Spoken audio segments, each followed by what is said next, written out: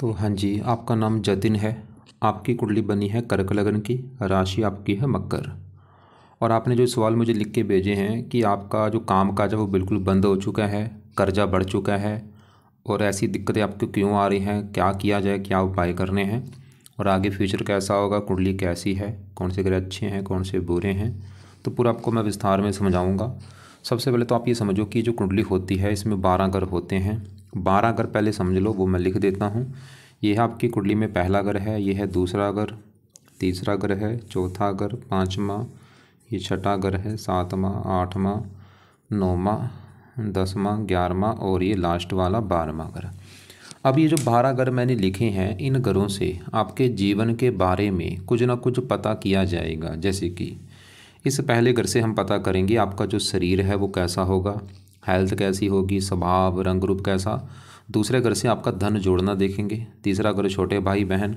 चौथा घर आपकी माता, मकान, वाहन का है। पाँचवा घर बच्चों का। छठा घर शत्रु, रोग, कर्जे का है। सातवां घर आपकी पत्नी का है। आठवें घर से उम्र देखेंगे। नौवें घर से भाग्य है। 10वां घर काम काज। 11वां घर है लाभ और 12वें घर से आपके खर्चे देखेंगे। आपने यहाँ पे देखो जी, मेरी दो बातें नोट करनी है। पहली बात, जो मैंने 12 ग्रह लिखे हैं इनको याद कर लो। और दूसरी बात, इन 12 ग्रहों से जो कुछ देखा जाएगा वो याद कर लो। अब आप ये देखो कि अपने कुंडली में क्या देखना है। जैसे मान लो आपने देखना है अपनी माता के बारे में जानना है आपने, तो माता का जो घर है वो है चौथा घर। चौथे घर से देखेंगे आपकी माता और चौथे घर में नंबर लिखा है 7। 7 है तुला राशि, मालिक इसका बना शुक्र। तो आपकी माता के लिए हमें शुक्र को देखना पड़ेगा। ऐसे ही अगर आपके छोटे भाई बहन देखने हैं तो तीसरा घर कुंडली में छोटे भाई बहनों का होता है। और तीसरे घर में लिखा है 6। 6 है कन्या राशि, मालिक इसका बुध देखना पड़ेगा। तो आपके छोटे भाई बहनों के लिए बुध को देखना पड़ेगा। तो आपको मेरा कहने का मतलब समझ आ चुका है कि जो कुछ देखना है वो घर देखना है और घर का जो मालिक बना है वो मालिक देखना है। अब आपकी जो कुंडली है इसमें ग्रह अच्छे भी हैं, ग्रह खराब भी हैं और कुछ ग्रह ऐसे हैं जो कि आपके बहुत ज़्यादा खराब हैं। और एक बात और नोट कर लो कि ये जो ग्रह हैं अच्छे बुरे फल क्यों देते हैं। अगर ये ग्रह अपने पहले अच्छे फल क्यों देते हैं वो समझो। अगर ये ग्रह अपने घर में बैठे हैं, जो इनका अपना घर है, बहुत अच्छे फल देते हैं। दोस्त के घर में जाके बैठे हैं वहाँ पे भी अच्छे फल देंगे। उच्च के बैठे हैं वहाँ पे भी अच्छे फल देंगे। लेकिन अगर ये ग्रह किसी नीच राशि में बैठे हैं, अच्छे फल नहीं देते। आपकी कुंडली में मंगल ग्रह नीच का बैठा है। मंगल आपका मुझे सबसे ज़्यादा खराब लगा क्योंकि नीच का बैठा है। इसके अलावा ये ग्रह अगर अपने दुश्मन के घर में बैठे हैं वहाँ पे भी दिक्कतें पैदा करते हैं। या अगर ये ग्रह छठे, 8वें, 12वें घर में बैठे हों, यहाँ पे भी बुरे फल देते हैं क्योंकि छठा, 8वां, 12वां घर अच्छा घर नहीं माना गया।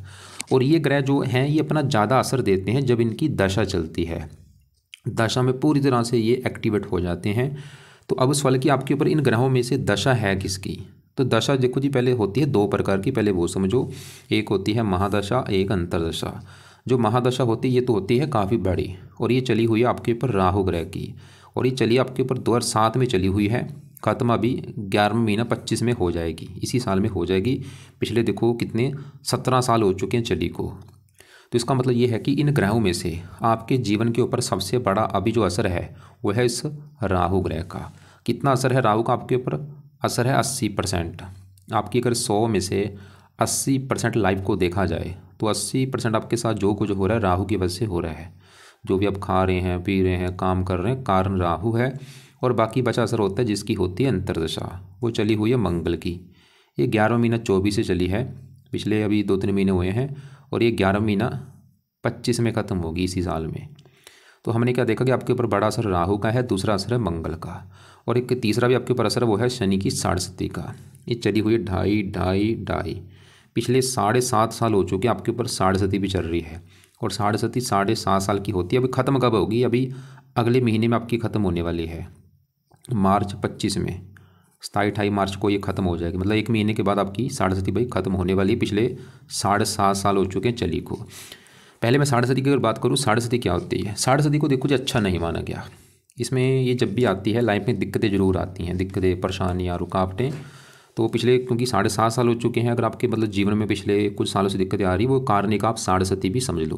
फिलहाल अभी ख़त्म हो जाएगी मार्च 25 में, तो उसके बाद आपको काफ़ी राहत मिलेगी। अब ये तो होगी साढ़े की बात। अब क्योंकि आपके ऊपर बड़ा असर राहु का है, सबसे ज़्यादा असर राहु का है और दूसरा है मंगल का।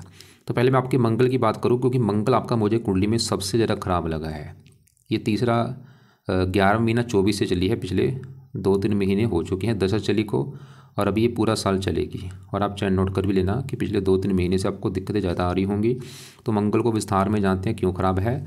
मंगल आपका पहले समझो देखा बैठा कहाँ पे है, ये बैठा है पहले घर में। मैंने आपको भी बोला था ये जो ग्रह हैं किसी न किसी घर के मालक हैं। मंगल देखो जी पहले घर में बैठा है, वहाँ पे जो 4 लिखा है ये है कर्क राशि, और ये है मंगल की नीच राशि। अगर आपका सवाल कि मंगल क्यों खराब है, क्योंकि नीच का बैठा है इसकी वजह से खराब है। अब खराब फल क्या देगा, जिन घरों का मालक है उन घरों को लेकर आपको दिक्कतें देगा। और मंगल इस कुंडली के 2 घरों का मालक, एक तो मंगल का घर है अपना ये 10वां घर, और ये 5वां घर, 5वां 10वां, इन घरों का मालक है मंगल। अब 10वां घर जो है पहले ये समझो किसका है। 10वें घर से कुंडली में काम काज देखा जाता है, जो आप काम काज नौकरी कारोबार करेंगे 10वां घर है। 10वां घर पिता का भी होता है, सरकार भी यहाँ से देखी जाती है, और मान प्रतिष्ठा। और फार्मूला मैंने आपको बता ही रखा है, घर का मालक देखना होता है। तो 10वें घर में क्या लिखा है, एक लिखा है, एक है मेष राशि, मालक मंगल देखना पड़ेगा कि मंगल अच्छा है या बुरा है। और मंगल बेचारा आपका नीच का बैठा है, तो मंगल क्या करेगा, आपके 10वें घर को लेकर दिक्कतें पैदा कर देगा। 10वां घर काम काज का है, तो काम काज के घर का मालक मंगल नीच का बैठा है, मंगल आपके काम काज में दिक्कतें पैदा करेगा बहुत सारी। 10वां घर पिता का है, पिता संबंधी दिक्कतें आएंगी। 10वां घर सरकार का है, सरकारी कामों में दिक्कतें आएंगी। 10वां घर है मान प्रतिष्ठा, मंगल आपकी मान हानि कर देगा, ये अभी दिक्कतें बढ़ जाएंगी। और ऐसा नहीं कि मंगल अभी बुरे फल दे रहा है, ये वैसे आपको, क्योंकि इन ग्रहों का जो असर है वो हमेशा रहता है, बस दशा में इनका असर बढ़ जाता है। मतलब मंगल आपको बचपन से ही बुरे फल दे रहा है, लेकिन अभी दशा में इसका जो असर है वो बढ़ चुका है।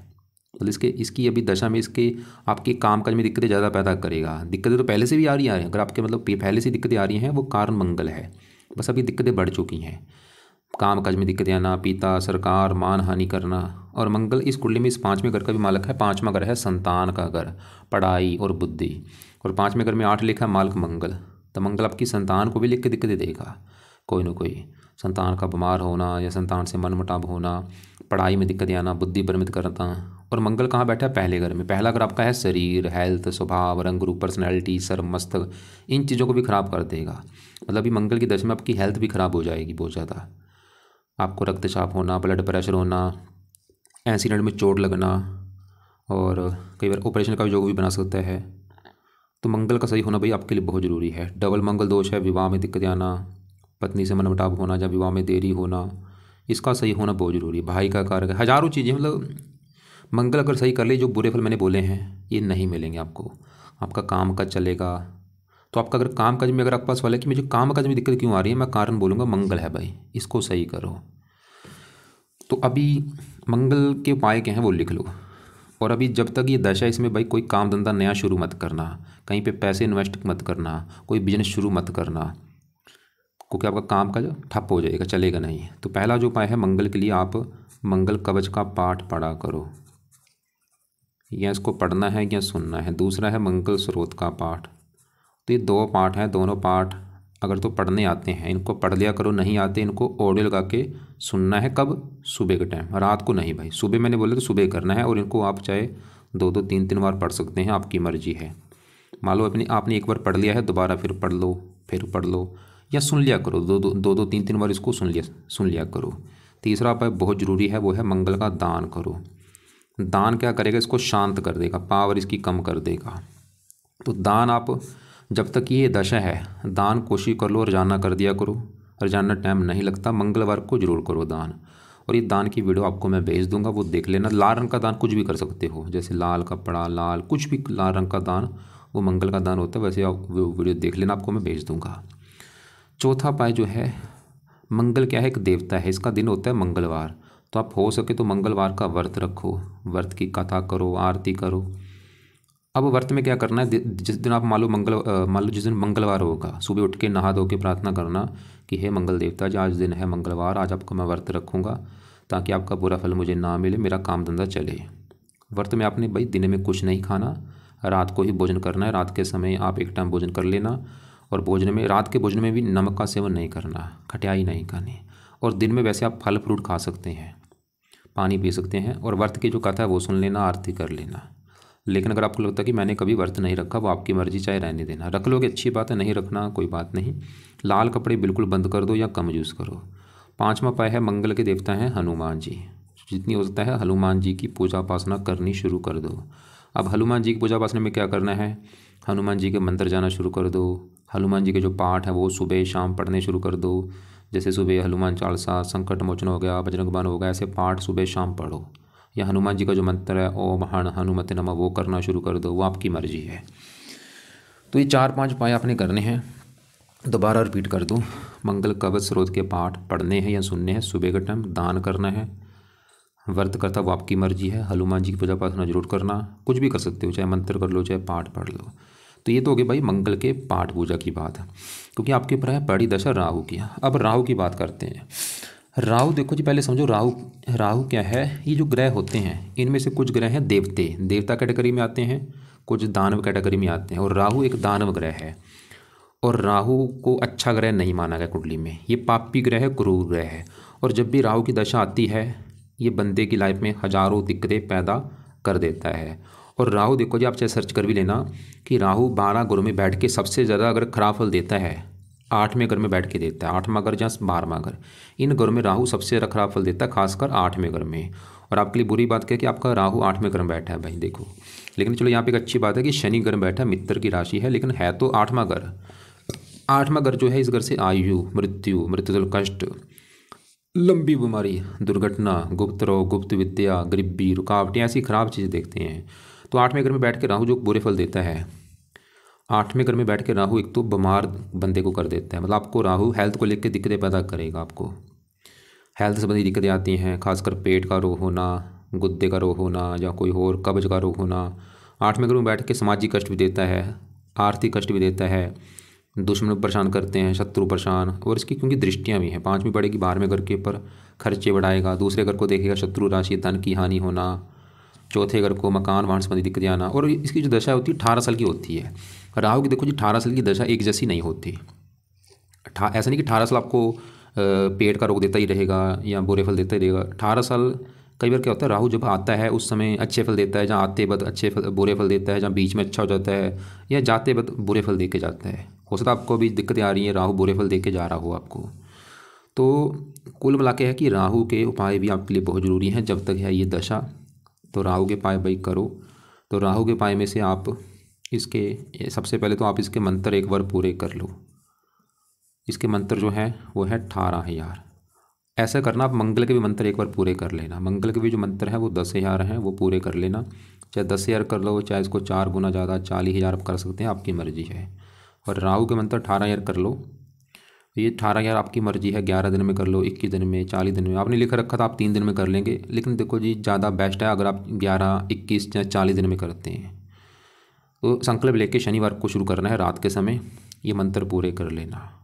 संकल्प लेना कि हे राहु देवता जी, मेरा नाम ये है, मेरी जाति ये है, गोत्र ये है, और आपकी चल रही मेरे ऊपर बड़ी महादशा, और मुझे काफ़ी दिक्कतें परेशानी लाइफ में आ रही हैं। मैं चाहता हूँ मुझे दिक्कतें ना आए, मेरा काम धंधा चले, इसलिए आपके जो मंत्र हैं वो मैं पूरे करने जा रहा हूँ। तो संकल्प लेके मंत्र पूरे कर लेना। मंत्र है ओम राम राहवे नमः, ओम राम राहवे नमः, ये मंत्र है। मंत्र पूरे करके फिर छोड़ देना। इसका हवन भी अगर कर सकते कर लेना, नहीं तो कोई बात नहीं। दूसरा उपाय है, राहु कवच का पाठ आपने पढ़ना है या इसको सुनना शुरू कर दो।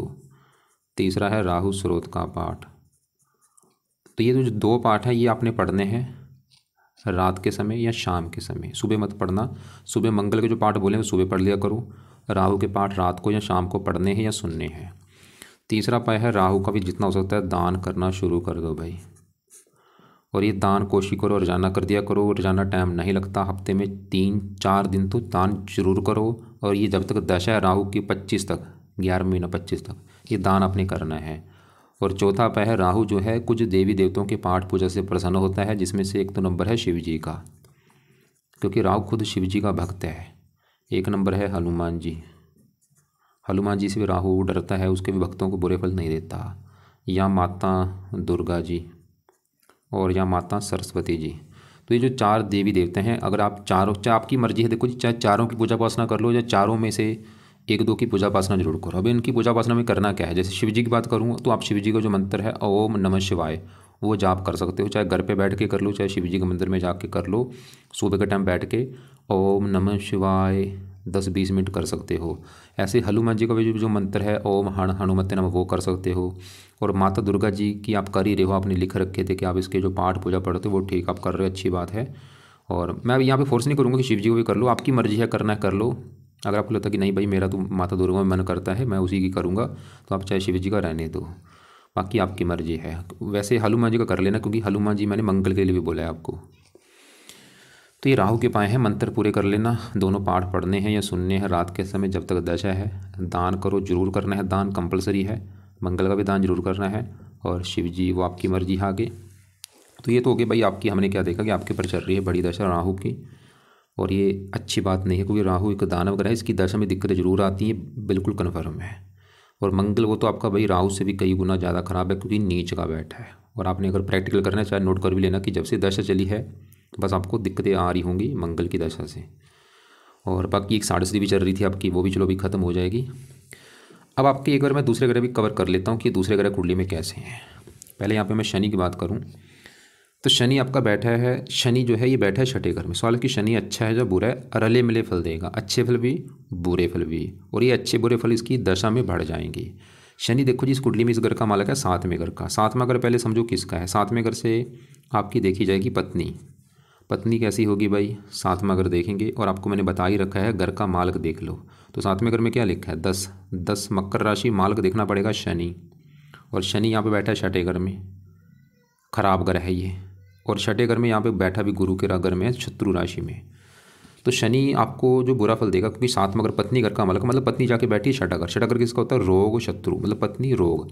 शनि आपकी पत्नी को रोगी बनाएगा और पत्नी से आपके लड़ाई झगड़े कराएगा। विवाह भंग योग बना है, विवाह में देरी कर देगा, आपका विवाह जो है देरी से होगा। विवाह हो भी गया तो पत्नी से बनेगी नहीं, और पत्नी बीमार भी होगी, लड़ाई झगड़े होते रहेंगे। खासकर शनि की दशा में पत्नी वाली दिक्कतें बढ़ेंगी। और शनि छठे घर में बैठा रोग, ये आपको भी रोगी बनाएगा अपनी दशा में। शत्रु है, शत्रु बढ़ा देगा, कर्जा है, कर्जदार भी आपको बना देगा शनि अपनी दशा में। और क्योंकि साथ में अगर डेली की इनकम का भी है, डेली की इनकम को लेकर दिक्कतें आना, ये इस वैसे शनि आठवें घर का भी मालक है, यहाँ से अपने घर को देख रहा है, उम्र के लिए अच्छा है वैसे शनि। तो आप शनि के लिए देखो जी, क्योंकि शनि का भी एक उपाय आपको बता देता हूँ, वो कर लो। पहला उपाय है आप शनि मंदिर में जाना शुरू कर देना शनिवार को खासकर। दूसरा उपाय है शनि चालीसा का पाठ भी अगर टाइम लगे रात को पढ़ सकते हो। लेकिन अगर आपको लगता है कि भाई एक साथ ऐसे मैं कितने पाठ शुरू करूं, तो शनि चालीसा भी आपको चाहे रहने दो, मंदिर वैसे जा सकते हो शनिवार को, ताकि आपकी दिक्कत ना आए। क्योंकि अगर आपके सर के ऊपर कर्जा है, कहीं ना कहीं कारण आपका शनि भी है, क्योंकि कर्जे का घर है छठा घर, और रोग का घर है, शत्रु और ये पत्नी संबंधी दिक्कतें आ रही है, वो कारण शनि है। तो ये एक उपाय जरूर कर लो, मंदिर जरूर जाया करो शनिवार को खासकर। पाठ आपकी मर्जी है, चाहे शनिवार को जरूर पढ़ा करो रात को। अब आगे बढ़ते हैं आपके यहाँ पे देखो जी, मंगल के साथ इसी पहले घर में बुध सूर्य बैठे हैं, इनकी बात करते हैं। अब यहाँ पे देखो जी एक बात समझो, ये जो दूसरा घर है ये कुंडली में होता है धन जोड़ने का घर, एक होता है धन कमाना। ये जो 11वां घर होता है इस घर से देखा जाता है लाभ, ये लाभ का घर, मतलब आपके काम का से आपको जो लाभ होगा वो 11वां घर है। 11वां घर इनकम के भी होते हैं, जो आपकी इनकम है वो कैसी होगी, इच्छा पूर्ति का भी घर है ये, बड़े भाई बहनों का भी घर है। अब मान लो हमने ये चीज़ें देखनी है कि आपको कामों में लाभ होगा जो नहीं, इच्छा पूर्ति इनकम, तो 11वां घर। और 11वें घर में क्या लिखा है 2 है वृष राशि, मालक शुक्र देखना पड़ेगा कि शुक्र अच्छा है या बुरा। और शुक्र कहाँ बैठा है, वो यहाँ पे बैठा है दूसरे घर में। सवाल कि शुक्र अच्छा है या बुरा है, शुक्र है तो अच्छा, लेकिन एक थोड़ी सी गड़बड़ है। अच्छा क्यों है, क्योंकि दूसरे घर में बैठा है धन के घर में, यहाँ पे एक योग बने हैं 11वां घर लाभ जाके बैठा है धन के घर में। ऐसे जब योग बनता है ऐसे जो लोग हैं काफ़ी धनी होते हैं, क्योंकि लाभ धन के घर में बैठा है, शुक्र धन के घर में बैठा है, शुक्र आपको धन लाभ देगा। और शुक्र इस कुंडली में इस घर का भी मालक है चौथे घर का, क्योंकि चौथे घर में 7 लिखा है तुला राशि, मालक शुक्र। चौथा घर होता है माता मकान वाहन, माता धन, माता से धन, चौथा घर मकान से धन, चौथा घर वाहन, वाहन से धन। मतलब शुक्र आपको माता से भी धन देगा, मकान से भी धन मिलेगा आपको, वाहन से भी धन मिलेगा। इनसे धन का मतलब ये हो सकता है जहाँ तो आपके पास मकान के रूप में धन होगा, ज़मीन जायदाद के रूप में धन होगा, या इनसे आपको धन मिलेगा। और ख़ासकर ये चीज़ें शुक्र की दशा में बढ़ेंगी, शुक्र की जब दशा होगी उसमें आपको ये चीज़ों से धन मिलेगा। और शुक्र धन घर बैठा आपको धनी बनाएगा। लेकिन यहाँ पे मैंने बोला था गड़बड़ है, गड़बड़ ये है कि शुक्र आपका 0 डिग्री का बैठा है, उसमें बल ही नहीं है, बिल्कुल बाल अवस्था बैठा है, और उस हाथ में केतु के बैठा है। तो अगर आप इसका बल बढ़ाएंगे तभी इसके जो अच्छे बल वो बढ़ेंगे। क्योंकि देगा आपको धन जरूर देगा, लेकिन कम मात्रा में देगा। अगर इसका बल बढ़ गया, धन आपका मतलब इसका अच्छा बल जो है कई गुना बढ़ जाएगा। और यहाँ पे फिर बोलूँगा, क्योंकि यहाँ पे देखो जी ग्रह जो है ज़्यादा एक्टिवेट होते हैं दशा में। अभी शुक्र के पाए वैसे रहने दो, क्योंकि मेन आपका फोकस मंगल राहु के ऊपर होना चाहिए। इसके शुक्र का अगर करना है बाद में, अभी नहीं, कुछ साल के बाद इसका मंत्र शुरू कर देना, अभी नहीं। एक साथ भाई ये मत सोचना कि मैं ये भी कर लेता हूँ वो भी कर लेता, नहीं भाई, एक साथ ऐसे मत करना, कई बार उल्टा नुकसान भी होता है। क्योंकि इन ग्रहों की एनर्जी होती है, उसको संभालना मुश्किल हो जाता है। तो ऐसे मत सोचना कि सभी मैं कर लेता हूँ, ये भी कर लूँ वो भी कर लूँ, नहीं भाई। मैंने क्या होता है कि एनर्जी का लेवल होता है। ऐसे दूसरे घर में केतु जो है, क्योंकि दूसरा घर धन का है, केतु दूसरे घर में सूर्य की राशि है, धन आपका खर्च कराएगा, धन जोड़ने में दिक्कतें आती हैं। तो केतु का जो दान है, कुत्तों को रोटी डाला करो। और दूसरे घर में जो 5 लिखा माल सूर्य भी देखा जाएगा, और सूर्य बैठा है पहले घर में, पहले घर का कारक भी है, और यहाँ पे चंद्रमा घर में बैठा है, मित्र राशि है, अच्छी बात है। सूर्य फिलहाल अच्छा है, धन पहले घर में। सूर्य ये दिखा रहा है कि आप खुद की मेहनत के बल पर भी धन कमाएंगे। सूर्य पहले घर का भी अच्छा करेगा, आपको मेहनती, साहसी, पराक्रमी बनाएगा, ये चलो ठीक है। बुध यहाँ पे बैठा है, बुध भी ठीक ठाक है, तीसरे घर का मालक है और 12वें घर का। बुध आपको, बुध के गुण आप सर के ऊपर बैठा बुद्धिमान बनाएगा, बातचीत करने में कुशल बनाएगा, तीसरे घर का मालक है, मेहनती, साहसी बना देगा। इन ग्रहों को मैं ज़रा कवर नहीं कर रहा, क्योंकि मेन मैं फिर बोलूँगा भाई दशा में ये ग्रह ज़्यादा एक्टिवेट होते हैं, अभी इनको रहने दो। अब यहाँ पे 7वें घर, पत्नी घर में चंद्रमा बैठा है, शनि की राशि है, पहले घर का मालक है। चंद्रमा वैसे पत्नी के लिए अच्छा है, वैसे शनि की राशि फिर भी, क्योंकि लग्नेश है, क्योंकि चंद्रमा जहाँ बैठता है उस चीज़ में हमारा मन ज़्यादा लगता है, क्योंकि मन का कारक है चंद्रमा। तो ये दिखा रहा है कि पत्नी के लिए अच्छा है, पत्नी में आपका मन ज़्यादा लगेगा, पत्नी सुंदर होगी, आकर्षक होगी। अगर आपकी पत्नी संबंधी दिक्कतें आपको आएंगी, उसका एक तो कारण है ये शनि। 7वें घर की दृष्टि भी देखी जाएगी। मंगल इस घर का वैसे अच्छा करेगा, क्योंकि उच्च राशि है, बैठा पहले घर में नीच का, लेकिन पत्नी के लिए अच्छा है मंगल, सूर्य बुध। अब देखो जी, एक और बात है, क्योंकि आपकी अभी जो राहु की दशा है वो अभी खत्म हो जाएगी 11 महीना 25 में, और मंगल की दशा भी 11 महीना 25 में खत्म हो जाएगी। तो आपके ऊपर जो बड़ी दशा आगे आने वाली वो इस गुरु की है। और सवाल ये है कि गुरु की जो आगे दशा आने वाली है वो आपका समय अच्छा होगा या बुरा होगा। तो गुरु आपका कहाँ बैठा है, कुंडली के 12वें घर में। और मैंने आपको पहले बोला था 6वां, 8वां, 12वां ये घर अच्छे घर नहीं होते, इन्हें त्रिक भाव कहते हैं। तो बुरी बात क्या है कि गुरु भी आपका बैठा है 12वें घर में, खराब घर में, लेकिन वहाँ पे चलो बैठा है गुरु, बुध के घर में बैठा है। और गुरु जो है इस कुंडली में 2 घरों का मालक है। एक तो इस घर का मालक है 9वें घर का, 9वें घर से देखा जाएगा आपका भाग्य है, भाग्य देखना है 9वां घर, 9वें घर में 12 लिखा है, मीन राशि, मालक गुरु। तो भाग्य के लिए गुरु को देखा जाएगा, जो कि बैठा है 12वें घर में, 12वां घर है खर्च का, हानि, मतलब भाग्य हानि, भाग्य गुरु आपके भाग्य की हानि कर रहा है, भाग्य भंग जो को बनाया है। खासकर गुरु की दशा में दिक्कत आपको ज़्यादा बढ़ सकती है, भाग्य की हानि ज़्यादा होगी, भाग्य साथ नहीं देगा। लेकिन गुरु भाग्य साथ कहाँ पे देगा, 12वां घर विदेश का भी है, भाग्य विदेश के घर में बैठा है। तो अगर आप अपने घर से दूर जाते हैं, जन्मभूमि से दूर जाएंगे, आपका भाग्य ज़्यादा साथ देगा। गुरु की दशा में आपके वैसे विदेश जाने के योग भी बन सकते हैं, घर से दूर जाने के, आपको फ़ायदा भी होगा। अगर आपकी इच्छा होगी उस समय जाने की तो आपको जाना भी चाहिए। और गुरु वैसे 6ठे घर का भी मालक है, रोग, खर्चा, ये खर्च का भी घर है, रोग के ऊपर भी खर्चा होना, शत्रु के ऊपर खर्चा होना। मतलब गुरु भी दिख रहा है कि मुझे आपको गुरु खराब फल देगा, लेकिन गुरु क्या है कि देवता ग्रह है। राहु और गुरु में यही फ़र्क है, गुरु एक देवता है, गुरु जितना मर्जी बुरा भी हो ये अच्छे फल जरूर देता है। दृष्टियाँ भी हैं 5वीं यहाँ पे, 7वीं यहाँ पे।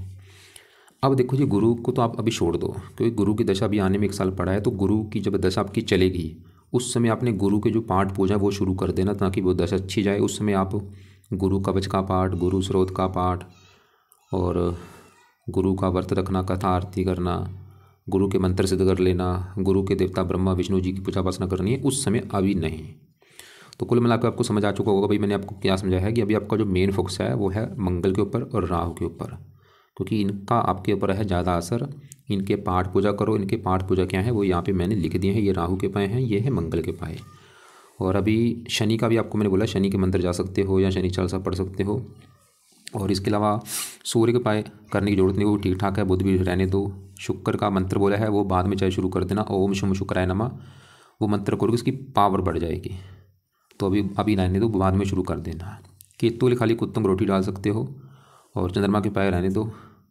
और बाकी गुरु के पास जरूर करने हैं, ये कंपलसरी है, लेकिन गुरु की दशा जब चलेगी। तो बाकी एक बार मैं दोबारा रिपीट कर दूं कि अभी जो आपने करना है, कुछ उपाय हैं। सुबह के टाइम सुबह क्या करो, ये मंगल वाले जो पाठ है, मंगल कवच स्रोत, दोनों पाठ सुबह के टाइम बैठ के 2-2 3-3 बार इनको पढ़ो या सुन लिया करो। मंगल का ये तो हो गए दोनों पाठ सुबह के टाइम, और हनुमान जी का पाठ वो भी सुबह कर लो। और रात को राहु कवच, राहु स्रोत पढ़ना है। और बाकी शिव जी, हनुमान जी, ये पाठ सुबह शाम कर लिया करो आप। शनि चालीसा अगर पढ़ सकते हो रात को पढ़ लो। इसके अलावा देखो, जो आपने मुझे बोला था आपके सर के ऊपर है कर्जा, तो कर्जा आपका जो कर्जे का घर है वो होता है कुंडली में छठा घर, और कर्जे का जो कारक होता है मंगल ग्रह है। अगर मंगल कुंडली में खराब होता है तो ऐसे लोग कर्जदार जरूर होते हैं, क्योंकि मंगल आपका नीच का बैठे, तो कारण वो भी है आपके सर के ऊपर कर्जा होने का। और यहाँ पे एक मंगल का पाठ है, वो पाठ हमने पढ़ना है। अगर आप कर्जा उतारना चाहते हो तो मंगल का जो पाठ है वो पढ़ लेना, वो है ऋण मोचन मंगल स्रोत का पाठ। ये पाठ पढ़ने से आपका कर्जा उतर जाएगा, ऋण मोचन मंगल स्रोत, क्योंकि मंगल की वजह से मंगल भी बड़ा कारण आपका कर्जा होने का। तो ऋण मोचन मंगल स्रोत, ये पाठ आप अगर पढ़ सकते हो पढ़ लिया करो, या इसको सुन लिया करो सुबह के टाइम। इसको आप जितना आपका मर्जी है, चाहे एक पढ़ लो, 2 बार पढ़ लो, 3 बार पढ़ लो, आपकी मर्जी है। और एक सबसे बड़ी बात लास्ट में भाई, एक तो अपने कर्म अच्छे रखो, पूरी तरह से ईमानदार बनो, बेईमानी से पैसा मत कमाना, और अपनी कमाई में से हर महीने कुछ हिस्सा दान करना शुरू कर दो। दान कहाँ पे करना है? घर के आसपास कोई पिंगलवाड़ा हो, कोई अनाथ आश्रम हो, कोई वृद्धाश्रम हो, कोई पागल खाना हो, कोई अंधों का आश्रम हो, वहाँ पे जाओ। हर महीने अपनी कमाई में से वहाँ पे कुछ हिस्सा दान करके आओ, और उस दान करने से आपकी कमाई कम नहीं होगी भाई, बल्कि 10 गुना बढ़नी शुरू हो जाएगी। मान लो आप 50,000 कमाते हो तो हर महीने 5,000 बनता है। 5,000 नहीं कर सकते, 2,000 कर दो, 3,000 कर दो। तो ऐसा नियम बना लो, ज़रूरतमंदों को ये दान करना है। और ये मैं अपनी तरफ से नहीं बना रहा भाई, ये सभी धर्म ग्रंथों में लिख रखा है, शास्त्रों में लिख रखा है। और ये जो बंदा ये काम करता है उसका एक तो धन फजूल में कभी खर्च नहीं होता, बीमारी के ऊपर खर्च नहीं होता, कर्ज, वो बंदा कर्जे से बचता है, और बल्कि धन बढ़ना शुरू हो जाता है। तो ये चीज़ें आपने फॉलो करनी है। बाकी जिसकी आपको पूजा उपासना करनी अच्छी लगती है, जिस देवी देवता की, वो आप करो। और आपने जैसे ये लिख रखा है कि आप दुर्गा कवच पढ़ता हूँ, सिद्ध कुंज की, ठीक है, जो आप पढ़ रहे हो पढ़ते रहो, जो आपकी श्रद्धा है। और रत्न की बात करूँ, रत्न देखो जी, मोती तो धारण होगा नहीं, मंगल का मंगल नहीं होगा, गुरु का पूरा, रत्न कोई धारण नहीं करना। सिर्फ पाठ को जो बोले वो करो। नीले कपड़े बिल्कुल बंद कर दो या कम यूज़ करो, लाल कपड़े भी बंद कर दो या कम यूज़ करो। और अभी भी अगर कोई बात समझ नहीं लगी, कुछ पूछना होगा तो अपना सवाल जहाँ तो व्हाट्सएप पे लिख के भेज देना, या मुझे कॉल करके पूछ लेना। कॉल करने से पहले एक बार मुझे व्हाट्सएप कर लेना आप।